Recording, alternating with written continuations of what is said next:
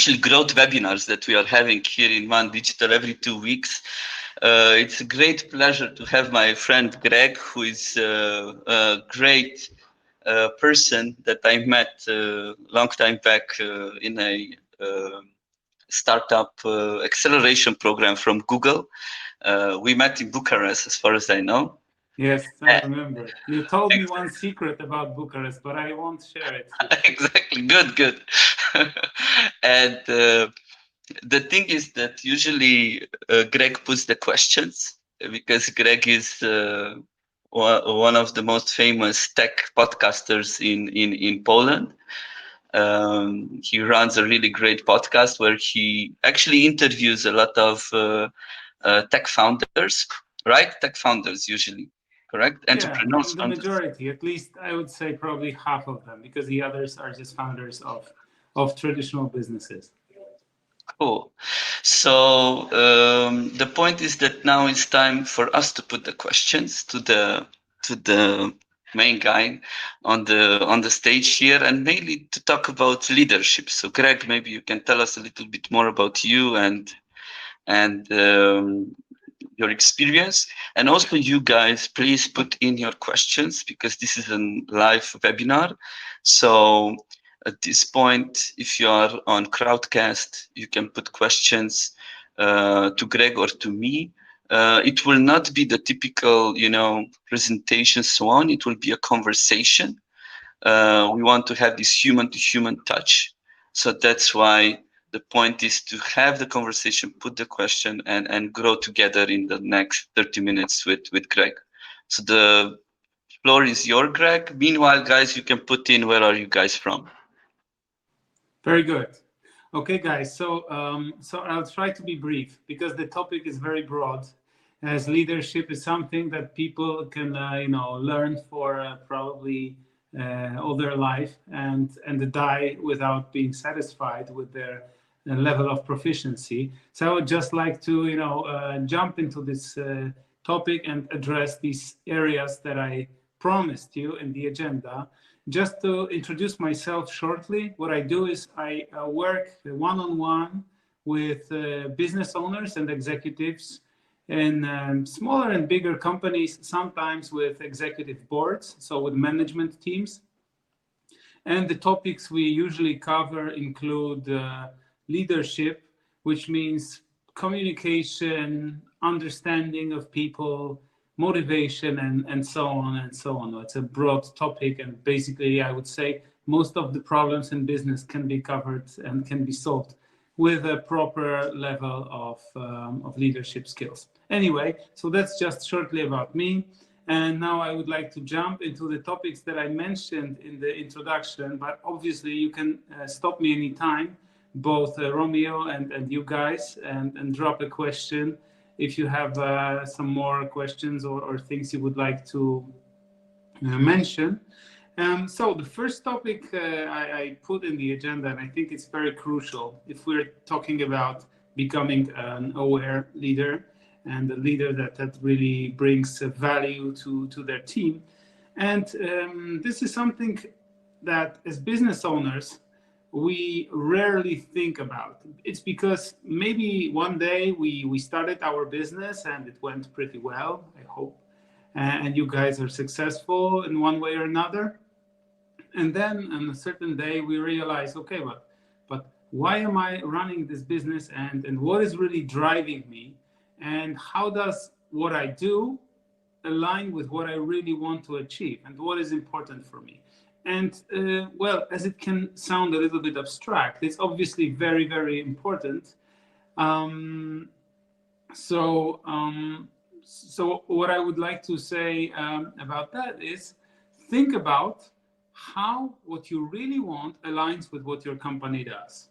So, for example, if the most important thing in your life is spending time with your family and I don't know, painting, well, then maybe running a tech company can be not very in line with what you really want to do, and then you should readjust the way you run the company so it doesn't involve so much of your time, and provide part of the leadership and part of the management to somebody else, so you can focus on what is really important to you. So the thing what I would recommend you doing is like a value check exercise, and you can do it with a person you trust, with somebody close, maybe your partner or your business partner or whoever, your best friend.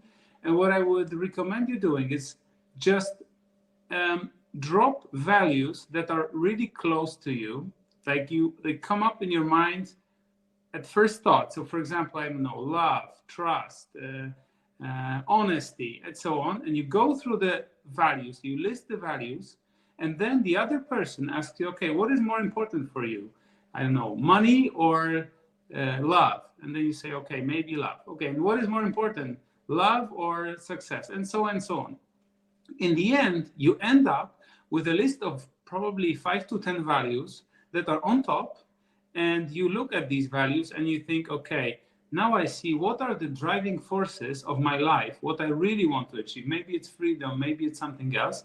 And then when you look at these values and the other person helps you, put them in order, because it's not so easy to put them in order by your own if you don't, look at each of them and do like a scorecard, like in football matches, right? You have these scorecards, and then you look at the values and you think, okay, how does the work that I do, how does the business I run really follow the values that are important to me? And well, of course, it's not. This is I think great exercise, but sometimes I think we are so much into our daily work that we cannot defocus and start rethinking our values. So this is, I think, I mean, me personally, I always have this problem, right? Like you have the all the tasks at work or the errands that you are running after, and then how do we take this step back? Because I think the biggest thing of leadership is, yeah, emotional intelligence and self-awareness at the end of the day, and awareness of others. So how do we take this step back to reevaluate the values and re-understand what we actually want? Yeah, that's from. I think it's a great question, and it's a big challenge, and not only for you, for many of my clients, and for myself as well. Get looking at ourselves from a perspective, and then finding the time to really reevaluate. And I would say, well, most often, the reason for us to find the time is like a very strong impulse. Either we really feel that we really want to change in a positive way, or we go through a trauma. For example, we get too exhausted, or somebody has some health problems or other things that cause them to say, no, I really need to change the way that I work. And of course, that's the most aggressive scenario, where we find the time to reevaluate because we really have no other option. But otherwise, what I would encourage you to do is, maybe sometimes it's easier for us to be accountable towards somebody else. So if it's difficult for you to find time in your calendar and make a meeting with yourself, because it's easier for you to be accountable when you arrange something with somebody else, meet with one of your friends, or maybe build a local network with other people, other founders, and discuss these topics with them. Because I know it's sometimes difficult. It's like going to a workout. If you have a personal trainer, it's much less likely that you're going to miss a workout than when you're planning to work out on your own. It's much more difficult to find the motivation, especially that these small tasks that we do every day, they give us this pleasure. We feel that we're working, but the question is whether we are, rowing in the right direction. And so short answer to this question is just put it in your calendar and commit to somebody else.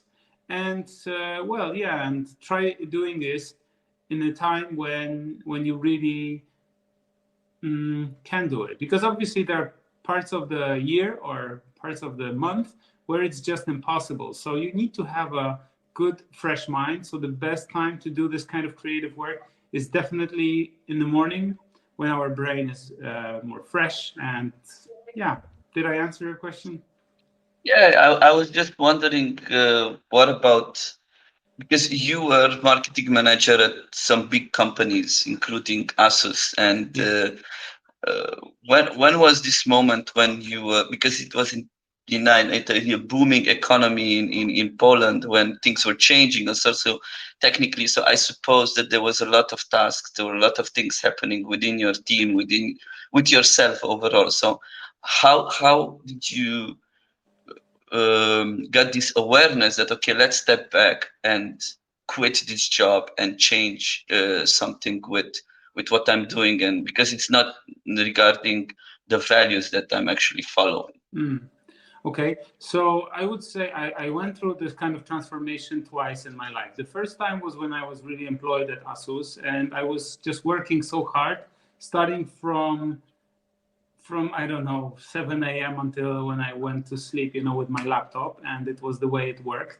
And I felt so super responsible for everything, and it was a very hard time. And I didn't take much care of myself. I didn't work out, and I was really in a very bad shape.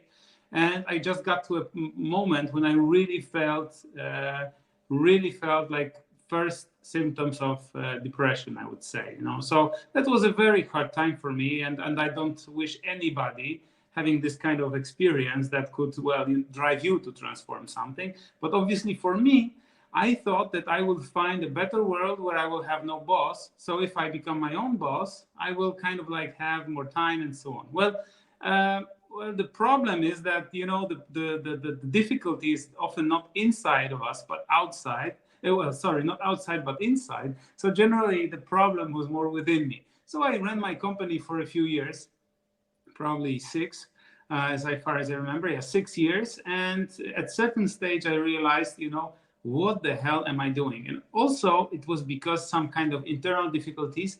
I had like value-based problems. For example, I didn't want to work for a certain project because I didn't believe in it, but my co-founders and my investors were pushing me to do this, and I had like a very strong value conflict inside. And at a certain point I said, like, I really can't do it against myself because I don't believe in it. I don't want to cheat my people, my clients. In a way, I don't want to do things I don't believe in, and that's how I left. So it was kind of an extreme situation, I would say. And but currently, it's completely different. Well, I'm trying to reevaluate my system of values on a more regular basis. So Cool. yeah. Because I'm just trying to understand this idea of transformation, and this is Mm-hmm. what Agnieszka is also here. She put a question like, you talked about communication of values. What if Mm-hmm. your team members, like the team members, discover their values change? Mm-hmm. Kids tend to turn values upside down oftentimes. Yeah. Mm-hmm. So talking about that, communication will make both sides aware of redefining values. But Mm-hmm. what then? Yeah, well, that's a great question, and obviously, well, there are two scenarios, right? First scenario is to discuss and find time to get a better understanding of what is really important to your team members. And often we assume more than check. So we assume what they need, but we don't check it literally. And obviously, in order to have a true conversation, we need to build this kind of like a sphere of trust that will make people really tell us what they really think, not what they want us to think that they think, right?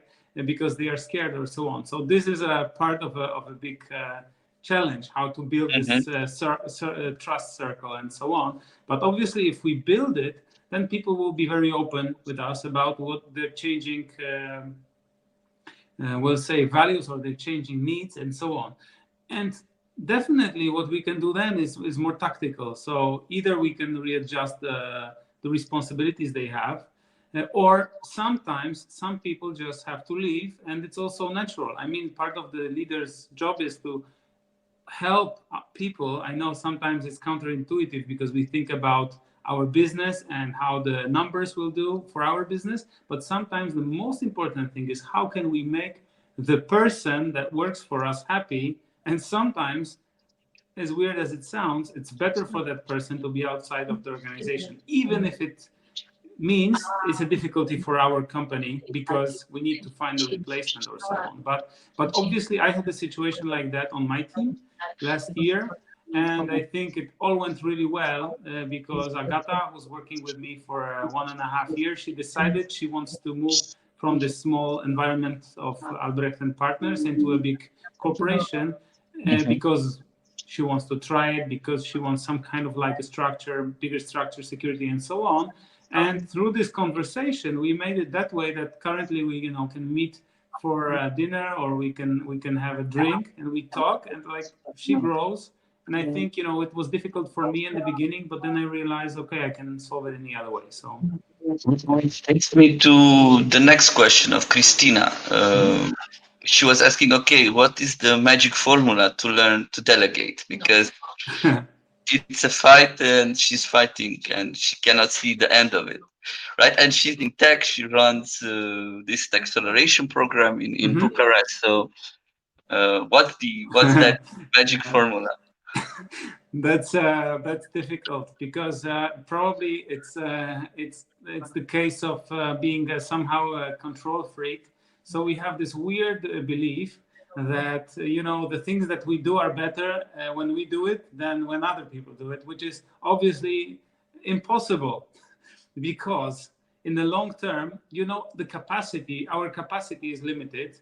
And when we don't let other people do things, maybe 90% of the quality that we do it, 80-90% of the quality that we do it, our capacity will be limited. If we have 3 people doing something at 70%, it's already more than we would have done ourselves. And then I would say the positive motivation for delegating is to find out that maybe I can learn something new. Maybe I can start doing things in the other way. And obviously, sometimes we don't delegate. It's because of the fear that we would have to redesign the way we work. So we will have to find new things to do that we haven't been doing before because, we are very used to the things that we are good at. But delegating will cause us a problem because we have to start doing new things we are not so good at. We need to find out what new things we can do, right? So that's from our internal perspective. From the team perspective, I would say, it's just a matter of making these small steps. So kind of selecting the small projects and controlling the potential failure level. I can really empathize with that problem because I had big problems delegating in my previous companies. And I think the thing is really thinking what's the worst case scenario and whether I want to invest this time today, put some more time and effort in training the other person and delegating to that other person. So in the future, I save this time, or each time I want to put my time, in solving this kind of problem. And it's a matter of looking at your life from a perspective, because whenever you don't delegate, you add more time, more work for yourself. And as time is the most limited resource, that's the only way you can basically get, save your most important resources by giving to others. Except, of course, there is another thing that obviously people want to be given responsibility, because I often hear that, oh, my team doesn't want to take responsibility. And usually it's because the manager doesn't want to give the responsibility. So it's because either they are scared that they will fail and they will be fired, so there is no trust, or their manager, instead of giving them space to create solutions and taking responsibility, comes and puts the finger and says, like, do it like this, do it like that. And this is not delegating. This is maybe managing a production line in the early 20th century. Yeah. So that would be my answer to the question about delegating. And then we have some other topics on the agenda. So I don't know what's the... Go on. It was just questions about it. Okay. So there is like the second part is the unwinding project. So how to take care of well-being. And obviously that's a topic we could talk for hours about. So the most important things I would emphasize is first, that our head is very important. But our body is not only there to move our head from one meeting to another.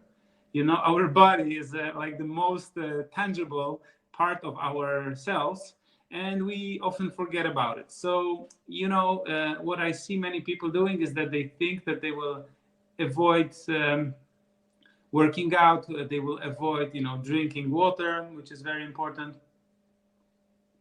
and they don't take care of their physical body. And then it really affects their mental ability to solve problems, and then having patience for their team. So what I see is people getting, a lot of bad habits that we have that are against our well-being, like addiction to social media,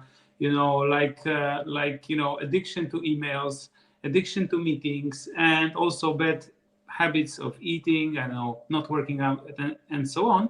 They all cause the problem that people in the end are not in a good physical state and mental state to be a good leader. So, it's if somebody thinks that like going to work out, or I don't know, taking meditating or taking a nap, sleeping 8 hours, it's not worth it because I have work to do. So think about that. Really, if you invest your time in these things, you will work much more efficiently, and also your patience level will be much higher. That will let you be a better leader.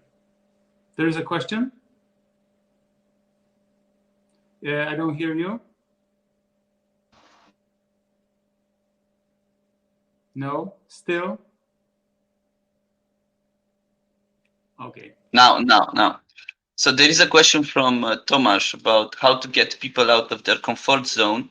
But before we go into that question, I want to ask about the sleeping, because I still remember our time in the airport in Bucharest when the flight was delayed, and then you were telling me about the sleeping, how important it is, and the sleeping app, and so on. Can you more focus on that? Because I can see a lot of people, especially in tech, really not putting a lot of attention to how much they sleep and how for sure exercise, but the sleeping part I really liked. And maybe you can tell us how we can monitor that and how we can make it much better. Yeah, well, I think there is not much of a science. The only thing is that there is a common myth that some people need only 6 hours of sleep. And when I do a workshop or a speech, I ask who of you think that 6 hours is enough? And the whole group will raise their hands. And it's just funny because science shows that the number of people for whom less than 7.5 hours of sleep is sufficient is 0.00001%. So it's just impossible that they're all in one room with us, right? So, and that's a big problem because somehow not sleeping has become like a sport, like a competitive sport among CEOs. It's so very funny. And hopefully now, because of the well-being trends, it's changing. But the basics of the sleep are just, there's a good book, which I recommend. It's called Why We Sleep. And that's a good book. And another one, it's called Atomic Habits by James Clear, and there he describes this experiment where, as I remember, it's in that book where he tells the story where there were two groups of participants in an experiment, and one of them was sleeping for 6 hours for 2 weeks, and the other group was sleeping 7.5 hours every. Atomic Habits. HABITS. I will put it in the chat. Don't worry. And they did tests before and after, mental and physical tests. And what is very important, after 2 weeks, they asked those people who slept only 6 hours, "How do you guys feel?" And they said, "Perfect." And they asked the other ones, "How do you feel?" "Perfect." But then they ran the tests.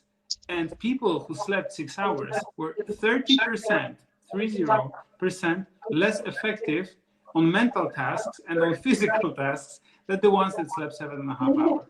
So basically, all the effort that you put can be spoiled because your efficiency is 30% lower if you don't sleep on a regular basis. Exactly. Yeah. So thanks for that. So how do we get people out of the comfort zone? Yeah, that's a good question. But I would say it's like, how do we put ourselves out of the comfort zone? It's the same Good question one. and the same answer, right? And I think the most important thing is it's a very individual thing.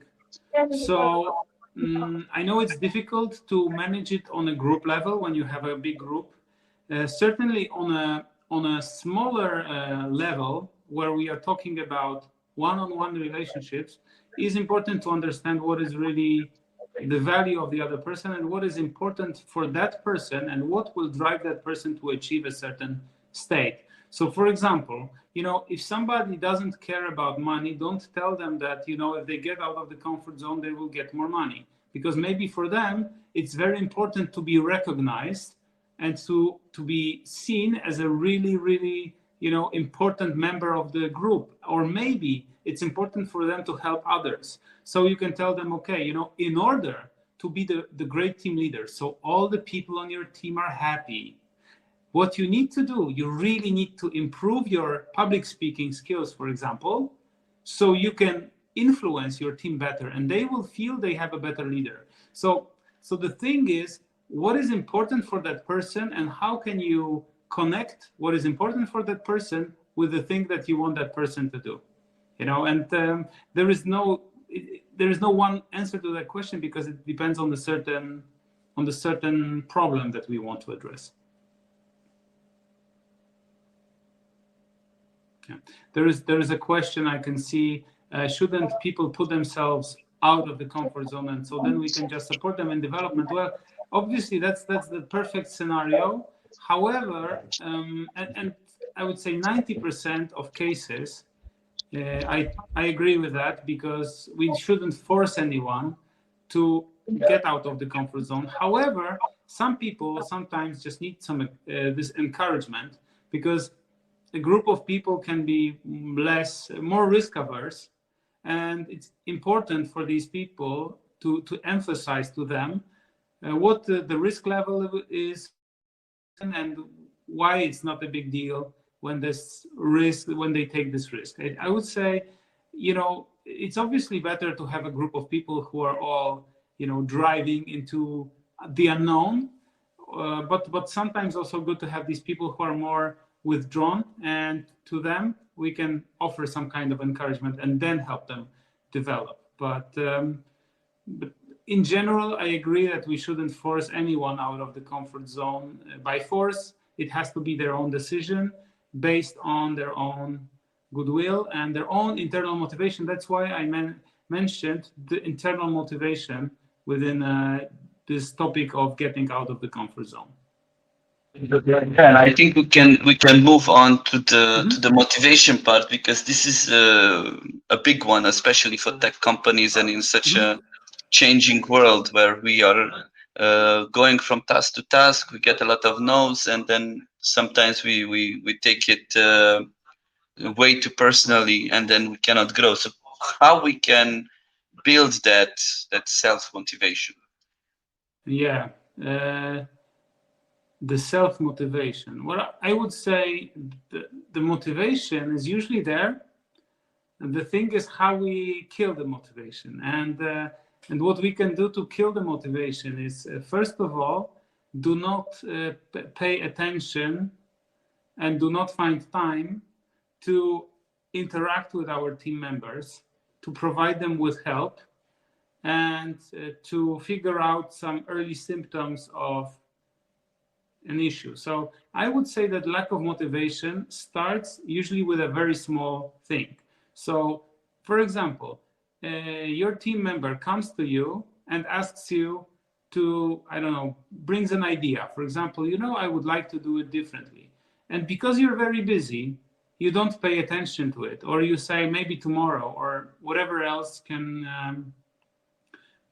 help happen, right? Or maybe the other time we'll talk about it. And for that person, maybe it was a very, very important moment, and she was very scared for to come to you and share their idea, and maybe it was a very important idea to them. But from your perspective, you could have treated that person at this moment that is just, bugging you, and it's disturbing your peace because you're busy working. So obviously nobody is perfect in this, but I would say that conversation is super important to keep this motivation.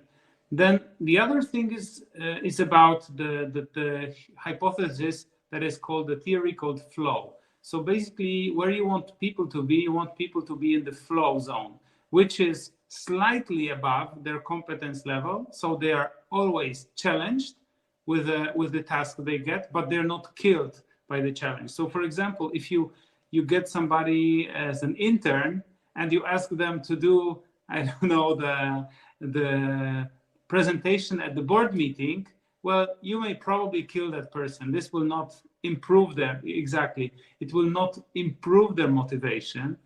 But if somebody is at a certain level for a too long period of time, it's like with animals. Our senses just get blunted, and we become we're put into a routine, and this routine can kill us. So I would say for motivation, it's important to put challenging tasks, also put effort into executing and figuring out. What I see very often is people or managers, they ask people to do things, but they never verify or they never validate this. And this also puts a level of, okay, maybe there is no consequence management, maybe I don't have to do it. And this lack of attention is the first killer of this motivation. So if you put interest and you give people tasks that challenge them and you track it, this will drive motivation naturally. And one more thing, which I should have put in the beginning, is to sell the purpose of why we're doing it. Many people want to understand the purpose, why this business is going, how we're going to change the world.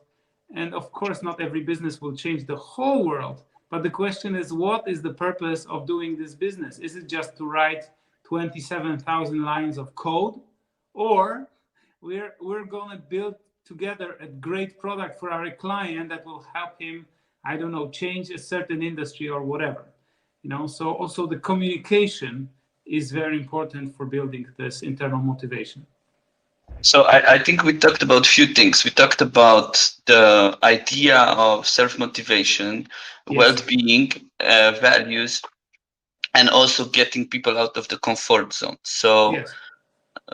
Also when I was reading also the book from Mihai Csikszentmihalyi, The Flow, and the idea is that yes, we want people to be in the flow, but as you said, sometimes we could destroy this, and then this takes me to the question that Grzegorz has, because if you're not in the flow, you can go on the other side where you are burning out. Yeah, like you're trying to too much. Yeah, but you're overwhelmed with information. It's very new for you. You don't know where to get started from. You don't have a mentor or a coach that can give you. So how to notice and prevent the people from this burnout?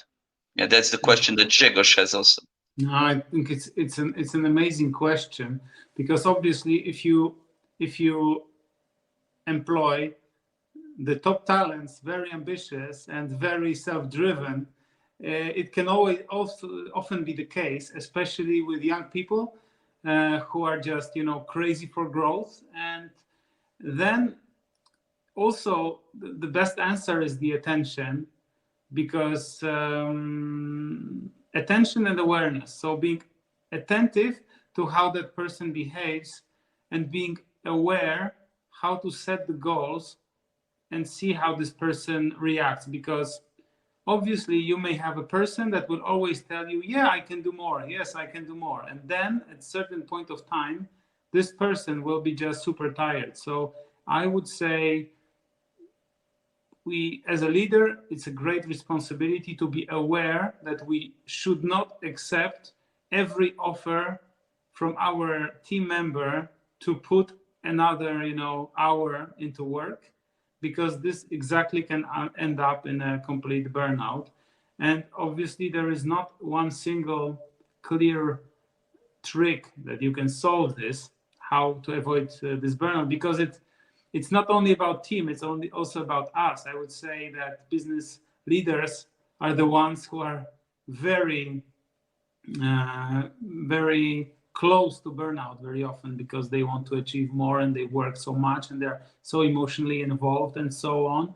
So so so getting to the point where we can where we feel this discomfort, or we see somebody maybe burning too fast, is helping this person reduce tasks. And this, I would say, applies both to us and to our team members, because what I see is that very often we think, okay, I have to do this and this new thing and this new thing and this new thing.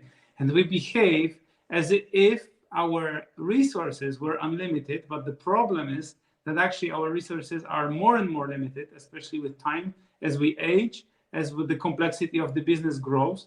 What we should do, we should make our days even more simple and the list of tasks even shorter. So what I would encourage you to do with a person that is too ambitious, that can burn out, is work with that person intently on their not to do list.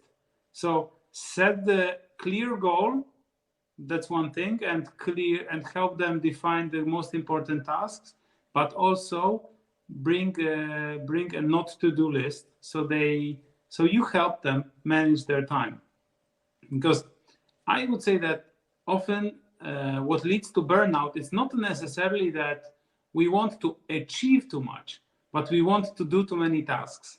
So sometimes it's more about doing the tasks than achieving things. And if we refocus, there is this interesting book, very, maybe it's a little bit oversimplified, but I think it's interesting. It's called The One Thing. So what is the one thing that if you made it happen, it will make all the other things unimportant, right? And that's a book that I think tells you how to be more selective. And the other one is Essentialist, also very, very good book, which I recommend to everybody that is working too much or tends to do too many things. Because my theory is that you can do only three things in one day, and that will probably be enough at any position at work. Well, maybe if you're picking up calls, then that's not enough. But in any kind of like early managerial role, if you do 2-3 most important things in a day is enough. And people try to do 32 things, and they end up frustrated because they did 30 things, and instead of being happy that they did 30 things, they didn't do two, and they're frustrated. And one more thing to keep the motivation, I missed that, is an important thing, is to celebrate. So basically, yesterday I had a conversation with one guy, owner of a company, and he tells me, no, we have this problem, people are like this, like that, and then I discuss with him, and what I see is the only thing he does, he gives negative feedback all the time, like this, correctional, it's like, it says like this correctional impulse that you try to correct everyone, say like, this is wrong, but they never give positive feedback, like, oh, you did it really well. And you should give 3 to 5 positive feedbacks in the place of one negative feedback. And we usually do the other thing, and that also kills motivation. So just that's part of the previous question. And another thing that I can see a lot, especially when we are in marketing, is that we let actually the perfect be the enemy of done, right? Like we are not just, okay, it's okay how I did it, it's fine, I can send it out, and it doesn't need to be perfect, because either way we will iterate it, we will change it, especially in our world where everything changes in every 3 months. So whatever we did, it might not be the same in 3 months from now. and Yeah. then we are burning out because we want it to be perfect. It needs to be perfect. No, it's fine if it's, the point is to do it and just move forward. So I'm not Yeah. saying it that just do it badly and not be detail oriented, because we need to be. But let's don't burn out, and because, okay, I'm not sending this email out because I need to read it 5 times before I send it out, and Mm. you know, uh, Yeah, it's funny because I would say it's pretty arrogant at our side to believe that we can do something perfectly. exactly. So Nobody can do anything. It will never be perfect. So let's like roll on and just like let's uh, let's create the movement in the universe. Let's keep the flow of tasks instead of like burning your efforts, your energy on one task instead of just putting a few things to life. Yeah. which takes me to the next question, which is about leaders that you interviewed, because you Mhm. talked with a lot of them, and in your podcast I'm just curious to understand what are those habits, values, what are those things that inspired you or that you learned from these leaders that we can also put some more attention to. Mhm. I would say that the most important habits is just really having people at the core of the company. And it sounds so simple, but we are often very good to our clients, but not necessarily having enough attention for our team members. Second thing is to for in order to protect your best team members or your really good team members, you need to be very careful and selective in keeping within your company these people who are underperformers or have different value sets and so on. I mean, it's very crucial in order to keep the team complete and driving in the right direction. Is what I think Steve Jobs said about the A players, B players, C players, and so on. I mean, it sounds maybe pretty radical, but it's very true. Right now, I work with one company, and there's a group, the executive team, and one of the team members is just completely not helpful to other team members, and the question is what to do. Whether it's better to keep that person because that person today is doing a great job in their field, or to replace this person because the behavior of that person is killing the work and the motivation of all the rest in the group. So that's also one thing important about the leadership. Then thing that is also very useful is just like habits. So have a habit of communicating with people, and it doesn't have to be very formal.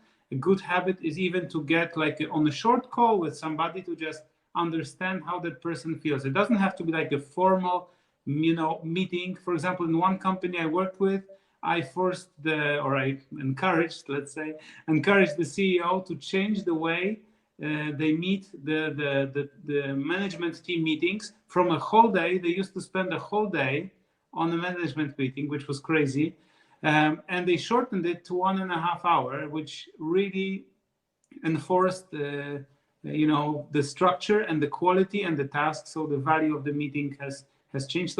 So a short meeting, short call with people is very, very helpful for leadership. And as long as you do not disturb your team and you give them trust and you give them complete responsibility over certain areas, you can be a good leader, because the biggest challenge of leaders is this micro manipulation and micromanagement of tasks and showing lack of trust, and also not being transparent with people. I have a few books here, which, because I don't know how much time we have, but definitely because there was also a question about the best books for leaders, and so I have a bunch of books here with me, which I would love to show and explain Please, why I believe they're we important. have So we have 15 more minutes. So also, guys, if any of you want to get here live with us, you can easily do it if you have some questions for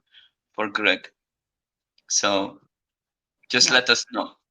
But yeah, feel sure. free, So Greg. maybe I'll jump to the books, and then if you guys have some more questions, I don't know how to jump in live or so on, but I would love to see you, and that will be fantastic. So I can, let me I go can, through I the can put books. it. Yeah, let me go through the books, and then after the books, maybe we'll also have some more questions or so on, and I would be glad to help. So that's, I would say, that's one of the Bibles of leadership. It's called Start with Why, and it's a Great great book by TEDx talk also. yeah, it's a great book. The other book by Simon Sinek I even like more. It's called Leaders Eat Last, and I would say these two books are just a must read. It's a high level it's a high level type of book, which won't give you like maybe very tactical tips on how to be a better leader, but it will bring you a much better understanding of the psychology that goes behind people's motivation. And thus, Start with Why is the main concept of the book is, what is the why? Why are we doing this business? Why is this company working? And definitely, what is cool about it is that you start by asking yourself about your why, and it also helps you with the task that I recommended in the beginning of this webinar. So think about your values, and the Start with Why is an amazing book that shows how showing the why the company exists, thinking about it, helps you drive people with a very clean and clear message, that because people want to join you for a journey. Why did people go to war? Because some people wanted to go to war, they wanted to fight for a certain cause, and still people, fortunately, hopefully without armed conflicts, people want to go to war. So that's it.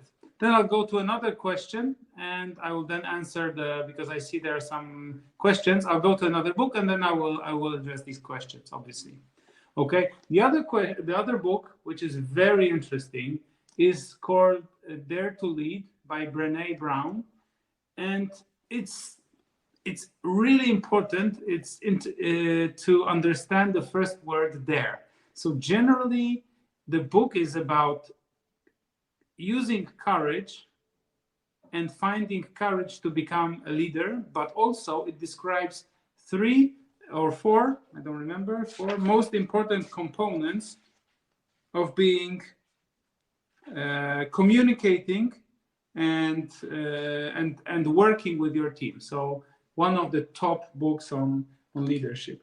Then a more tactical book, which I love, and that will be I have one more, but the 3 books, and that's one of my favorite tactical books that was recommended to me, by the way, by the CEO of Evernote. You probably know this. I had a workshop with him last year, I think, yes, and this book is called Radical Candor, and it's a framework of non-violent but direct communication with people, because basically Kim Scott shows that there are 2 types of behaviors that we employ. One is two axes. One is, do we care about the other person or not? And the other one is, do we challenge or not? And obviously, the best model is to care and challenge. And if we don't care and challenge, it's usually being obnoxious, right? If we care but do not challenge, it's against the other people's development, because we don't challenge, so we don't give them feedback because we care. And sometimes we just don't care and don't give feedback, and this is just being completely not working with your team at all. And the Radical Candor is a framework that shows you how to be more direct with people. And I think it's a big challenge for many managers, especially this yellow type of manager, people who want to have be very close with their teams and want other people to love them, and then they escape challenging and they lose time. And challenge is a gift because it helps other people grow. So Radical Candor is the most tactical book, and out of these 3, and I really recommend it. And then I brought another book, which is not on leadership per se, but it emphasizes an important thing that I believe in a lot. And it's a book by Adam Grant. He's also a great researcher and wrote a few great books. Give and take. So generally, it's a good encouragement, maybe also for your team members, why it's worth giving more to others, and it doesn't mean money or whatever, giving your time or your attention to others, and why it really pays off. So those are the three books, and the fourth as an additional that will really help any leader, succeed. Thanks a lot. Thanks a lot. I put it in the Blinkist so you can have a look at the short version. And what I saw at you that you're using the paper, yeah, not the Kindle type. It's good to Paper is feel good. And them. also, guys, if you want to find more books, you can follow me on Goodreads, because I try to update it almost live. So you can find the books that I read and my reviews, and you can probably find some interesting inspiration. For me, Goodreads is a great tool for finding new interesting books on certain topics, because I follow a bunch of people, and it's very, very helpful. Okay, so we can drop that in the chat later. Yeah. Grzegorz has a question. It's regarding public speaking, and like, what are the other tangible skills that you think good leaders should have to or learn besides? I suppose there are a lot of things here, Grzegorz, but any other things that we didn't mention at this point? I would say there is never enough learning about yourself. So the better you get about understanding yourself, the better you understand people's psychology, the better leader you become, and the more mindful, the more here and now you are, the better leader you are. So I would say that working on your soft skills and building curiosity for other people will be the best way to become a good leader. I mentioned public speaking because I think public speaking and generally good communication skills are super helpful. And what I would recommend, and I know many leaders who did it, however, it's quite of an investment and it takes time, is coaching. And I don't mean only using coaching, so hiring a coach to develop your skills. And by the way, if you want, I'm also available. But I would say rather even becoming a coach. So for me, it was first I went through a coaching process that was very helpful. But then I decided that I'm so interested in what drives people that I went through a coaching course, how to become a coach. And that gives a lot of interesting insights to how people's motivation work, what are their assumptions that limit them, like limiting assumptions, what is the meaning of the words that they use. And these are the things that I believe it's very important. And now we are going into a more trendy topic and questions, like leaders, like men leaders and women leaders. Do you see differences? Yeah, well, it's a difficult question, because I would like to say that there is no difference, because by default I believe that there is no difference, but obviously still cultural issues arise depending on the country you work in, and also on the culture that you're in, because obviously there are some cultures where the difference between women and men is not so visible, or not visible at all. Like in some Scandinavian companies, in Nordics, you don't see that difference at all. But obviously, in certain cultural, let's say, territories, it does influence, and it's not so easy. And definitely, this topic is very interesting. I would say there are multiple very interesting leaders, and I would say thought leaders, women thought leaders, that I think are just amazing. I would mention Oprah Winfrey.